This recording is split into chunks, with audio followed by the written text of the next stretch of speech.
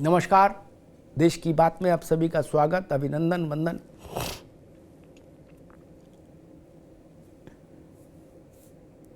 मुस्लिम leadership एक गहरे संकट के दौर से गुजर रही है और जो दल ये दावा करते रहे कि हम मुसलमानों के खैरख्वाह हैं, उनके हितचिंतक हैं, उनके शुभचिंतक हैं, उन्होंने भी मुसलमानों के लिए कुछ राजनीतिक तौर पर कुछ बहुत किया हो, ऐसा हुआ नहीं। अब उत्तर प्रदेश में समाजवादी पार्टी सबसे बड़ी चैंपियन खुद को घोषित करती है मुसलमानों के लिए, लेकिन धीरे धीरे आप स्थिति देखिए क्या होती गई कि सपा के जितने भी स्थापित मुस्लिम चेहरे थे बड़े, जो मुलायम सिंह जी के साथ कंधे से कंधा लगाकर मिलाकर चले थे, वो सब लोग धीरे धीरे नेपथ्य में जाते रहे। कुछ आयु के चलते दिवंगत हो गए और उनके स्थान पर फिर नई लीडरशिप इमर्ज नहीं हुई। सबसे बड़ा नाम समाजवादी पार्टी के आंगन में रहा मोहम्मद आजम खान का। अब आप कहेंगे आजम खान की याद आपको कैसे आ गई अचानक से? उसका कारण है, शुक्रवार को, इसी शुक्रवार को अखिलेश यादव को आजम खान साहब की याद आई। अब चुनाव आया है और पश्चिम में भी लड़ना है, तो आजम खान की याद तो आएगी। और अखिलेश जी सीतापुर जेल गए आजम खान से मिलने। अब आजम खान कितना प्रभाव डाल सकते हैं चुनाव में, नहीं डाल सकते हैं, समाजवादी पार्टी के लिए वोट इकट्ठा कर सकते हैं, नहीं कर सकते, इस पर मैं बहस करने आज नहीं आया, चर्चा करने। आजम खान की राजनीतिक हैसियत क्या बची है वो तो पिछले चुनावों में दिखी गई। रामपुर में ही समाजवादी पार्टी हार गई और भारतीय जनता पार्टी जीत गई। जिस इलाके से स्वार टांडा से, जहां से आजम खान का बेटा विधायक हुआ करता था, वो सीट हार गई समाजवादी पार्टी। इसका मतलब आजम खान का भी उनके राजनीतिक शक्ति और सामर्थ्य का भी पराभव हो गया। लेकिन अखिलेश जी को आजम खान की याद कैसे आ गई? आजम खान उससे पहले लंबे अरसे तक जेल में रहे, लेकिन अखिलेश जी उनसे मिलने नहीं गए। और जब मुलायम सिंह यादव जिंदा थे तो वो भी मिलने नहीं गए। कभी जब शिवपाल अलग थे, अखिलेश यादव और शिवपाल यादव में जब विभेद था, तो शिवपाल जी गए थे मिलने, लेकिन अखिलेश यादव नहीं गए कभी जेल में मिलने आजम खान से, ना मुलायम सिंह जी गए। मुझे याद है आजम खान जब जेल से पहले बाहर आए थे तो उनसे पूछा गया कि मुलायम सिंह जी आपसे मिलने क्यों नहीं आए जेल में? तब मुलायम सिंह जी जीवित थे। तो उन्होंने कहा वो बड़े नेता हैं, हमारे जैसे छोटे कारिंदों का टेलीफोन नंबर उनके पास नहीं होगा, इसलिए नहीं आए होंगे, भूल गए होंगे। जबकि मुलायम सिंह यादव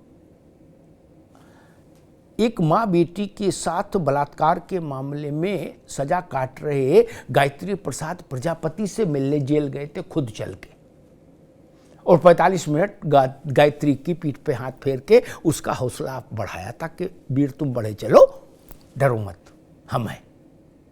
लेकिन आजम खान को ये कष्ट बना रहा, ये तकलीफ बनी रही कि जेल में हमसे हमारे नेता नहीं मिलने आए, और उसके बाद यही शिकायत उनको अखिलेश यादव से भी रही।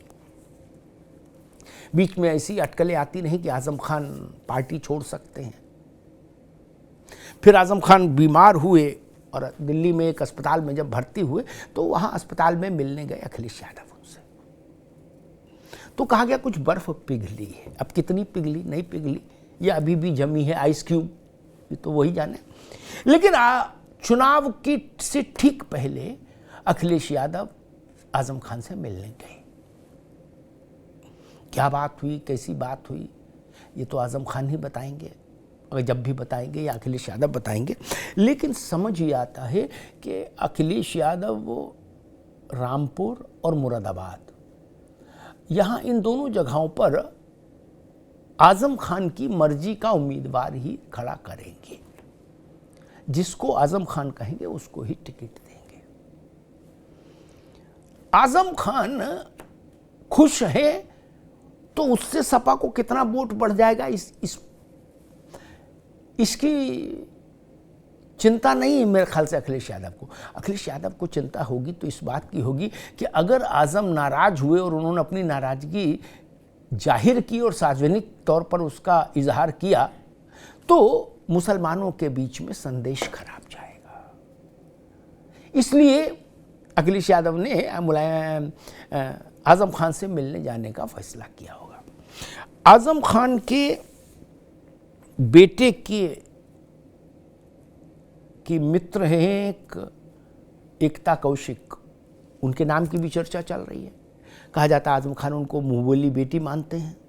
और मुरादाबाद में भी आजम खान जिसको कहेंगे उसी को टिकट मिलेगी समाजवादी पार्टी में, ऐसी समझ बताई जा रही है, ऐसी धारणा बन रही है। और मुश्किल ये है कि इस दौर में देखिए समाजवादी पार्टी और उसकी मुस्लिम लीडरशिप की स्थिति क्या रही। उसके बरेली में मुस्लिम विधायक वो संकट में आया, उसके यहाँ बुलडोजर चला, पार्टी नहीं खड़ी हुई। इरफान सोलंकी कानपुर का विधायक, उसके यहाँ वो जेल गया, उसको परिवार को शिकायत कि हमारे साथ पार्टी नहीं खड़ी हुई। तो जो मुस्लिम लीडरशिप है इस वक्त समाजवादी पार्टी में जितनी भी बची है थोड़ी बहुत, उसके और सपा के बीच में बहुत गर्मजोशी वाला रिश्ता नहीं दिख रहा। तो को और न मोको ठोर, एक कहावत है कि भाई तुम्हें भी और विकल्प नहीं, हमें भी और विकल्प नहीं, इसलिए साथ चले तो ठीक बात है, अन्यथा नहीं। आप देख लीजिए पश्चिमी उत्तर प्रदेश में जितने बड़े मुस्लिम नेता थे वो बाहुबली भी थे उनमें से कई, और संपन्न तो सभी थे, सब हाशिए पर हैं, कुछ जेल में हैं और कुछ जेल से सिर्फ इस शर्त पर बाहर है कि खामोश रहिए। तो वो जो एक रंगबाजी दिखती थी, एक जो जलवा जलाल दिखता था, वो नहीं दिख रहा। कैराना से लेके संभल, शफीकुर रहमान बर्क एक बड़े नेता थे, मुस्लिम नेता, वो बसपा में भी रहे, हालांकि वो प्योर सपा ही नहीं थे, वो बसपा में भी रहे, लेकिन पश्चिम के बड़े मुस्लिम नेताओं में से एक थे बर्क साहब। बर्क साहब का इंतकाल हो गया। तो कुल मिला के अब तस्वीर ये बन रही है कि मुस्लिम लीडर्स के लिए ये संकट का दौर है।